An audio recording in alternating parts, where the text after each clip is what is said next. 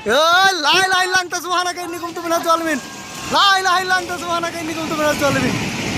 Hello বন্ধুরা, বাংলাদেশের প্রায় অনেক জায়গায় বন্যা হয়েছিল, কিন্তু আমরা 1998 সালের কথা ভুলে যাই কেমনি? হ্যাঁ বলছি সেই কথা, 15ই জুলাই 1998 সাল। মৃত্যুর সংখ্যা ছাড়িয়েছিল 8 শতাধিক। চারদিকে শুধু পানি আর পানি। কেউ মারা গেলে কবর দেওয়ারও জায়গা নেই। মৃত ব্যক্তিকে কলা গাছের ভেলায় করে পানিতে ভাসিয়ে দিয়েছিল তাদের আপনজনরাই। ফসল নষ্ট হয়েছে, মাঠের উপর মাঠ, কৃষিকাজ বন্ধ, কলকারখানা অচল, ব্যবসা বাণিজ্য বন্ধ, অর্থনীতি পড়েছিল মুখ থুবড়ে। যাতায়াত ব্যবস্থা বাজেভাবে ক্ষতিগ্রস্ত, মানুষ স্কুল কলেজ ও মাদ্রাসায় আশ্রয় নিয়েছিল। স্বাস্থ্য ব্যবস্থা পুরোপুরি ধ্বংস হয়ে গিয়েছিল।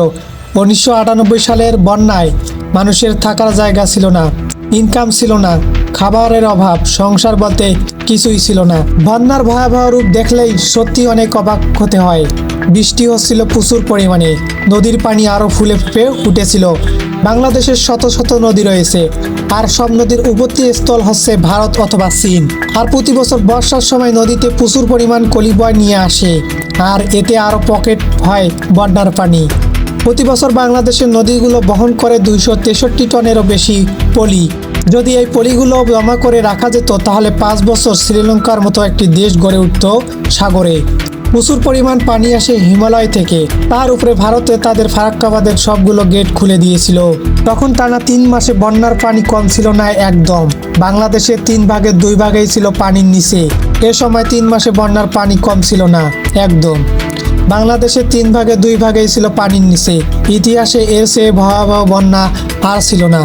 ভারতের মেঘালয়, আসাম, উত্তরপ্রদেশ, বিহার, পশ্চিমবঙ্গ অঞ্চলে বৃষ্টিপাত এর সকল পানি প্রবাহিত হচ্ছিল বাংলাদেশের উপর দিয়ে। চারদিকে শুধু পানি আর পানি।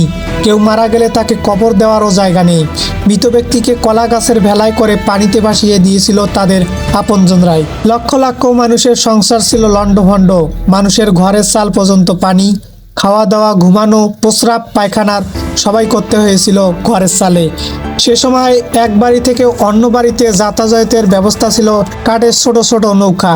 কৃষকের কাজ নেই, গৃহস্থের খামার নেই, কলকারখানা বন্ধ, কিন্তু মানুষের ক্ষুধা জ্বালাতো আর বন্ধ থাকে না, সেটা তো ঠিকই লাগে। বন্যার কারণে রাতে থাকতো না বিদ্যুৎ, চারদিকে খুটখুটে অন্ধকার, খিদের জ্বালায় ঘুম আসতো না। জীবন রক্ষাকারী পানি, আর পানির টিউবওয়েল তো ছিল পানির নিচে। মানুষ পানি না পেয়ে বন্যার নোংরা পানি অনেকে ফুটিয়ে, আবার অনেকে না ফুটিয়েই খেয়েছে। তখন বাবা মা নিজের ক্ষুধা সহ্য করে খাবার তুলে দিয়েছিল সন্তানদের মুখে। বাবা মা যে কষ্ট করেছিল, সে সময় ছেলেদের মানুষ করেছিল একমাত্র তারাই জানেন। 1998 সালের বন্যার পানিতে দেশের 3 ভাগের 2 ভাগেই ডুবে গিয়েছিল। সব ফসল নষ্ট হয়ে গিয়েছিল, মেল কারখানা সব বন্ধ ছিল। কৃষি সম্পাদন অধিদপ্তরের হিসাবে মোট কৃষি ক্ষেতের ক্ষতির পরিমাণ ছিল 300 কোটি টাকা। সে সময় খাদ্যের অভাবে মানুষ বীজ ধান খেয়ে বেঁচেছিল। খাবার পানি টিউবওয়েল ছিল না পানির নিচে। কাঁচা পায়খানা, মলমূত্র, পানি ভেসে বেড়াচ্ছিল সব একসাথে। বিশাল স্বাস্থ্য ঝুঁকিতে পড়েছিল পুরো দেশ। শহরে ছিল না কোনো রিক্সা বা কার্যক্রম। গ্রামের মতো শহরে ভয়াবহ খাদ্য সমস্যা, বিশুদ্ধ পানির অভাব, রিক্সা চালকরা সব বেকার। আবার কেউ কেউ তো নৌকার মাঝি হিসাবে কাজ করত। সে সময় দেশের 80% স্কুল, কলেজ, মাদ্রাসা ও সব প্রতিষ্ঠান ভয়াবহভাবে ক্ষতিগ্রস্ত হয়েছিল। সে সময় সারা দেশে 1099টি হাট বাজার পুরোপুরি ধ্বংস হয়ে গিয়েছিল। কষ্টের সীমা ছিল না, আর মানুষের বেশিরভাগই এই সংসার ছিল চালে। সে সময় রাস্তায় রিক্সার বদলে ছিল নৌকা। সারা দেশে ছিল পানির নিচে। সারা দেশে মোট 500 কারখানা ছিল বন্ধ। ক্ষতির পরিমাণ ছিল হাজার হাজার কোটি কোটি টাকা।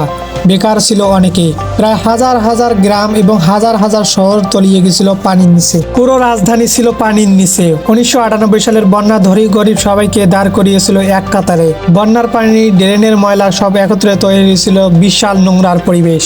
ডায়রিয়া, জন্ডিস সহ মারাত্মক রোগ, মারা যাচ্ছিল অনেকে। তো বন্ধুরা, ভিডিওটা ভালো লাগলে একটা লাইক দিয়ে শেয়ার করতে পারেন। আর আপনি যদি এরকম নতুন নতুন ভিডিও পেতে চান, তাহলে এখনই চ্যানেলটা সাবস্ক্রাইব করবেন। ধন্যবাদ সকলকে। এতক্ষণ আপনাদের সঙ্গে ছিলাম মোহাম্মদ রাফি ইসলাম। নতুন ভিডিওতে দেখা হচ্ছে আপনাদের সঙ্গে। ততক্ষণ ভালো থাকবেন। আল্লাহ হাফেজ।